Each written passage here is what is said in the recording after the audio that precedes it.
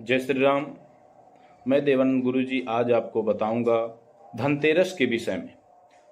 कार्तिक माह के कृष्ण पक्ष की त्रयोदशी तिथि को धनतेरस मनाया जाता है और इस बार की धनतेरस को लेकर लोगों में भ्रम की स्थिति बनी हुई है कि आखिर 10 नवंबर या फिर 11 नवंबर को धनतेरस पड़ेगी।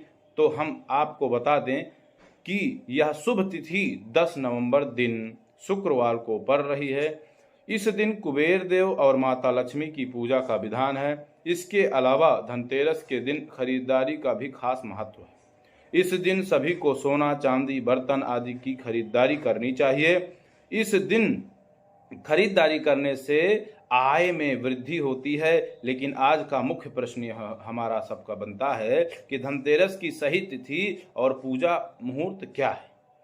तो इस बार की त्रयोदशी की तिथि 10 नवंबर के शुरू हो रही है। इसलिए धनतेरस की शुरुआत 10 नवंबर 2023 को दोपहर 12:35 से शुरू हो रही है, जो दूसरे दिन यानी 11 नवंबर को दोपहर 1:56 तक रहेगी। धनतेरस के दिन माता लक्ष्मी और भगवान कुबेर की पूजा की जाती है। भगवान कुबेर का पूजन का सबसे उत्तम काल प्रदोष काल माना जाता है।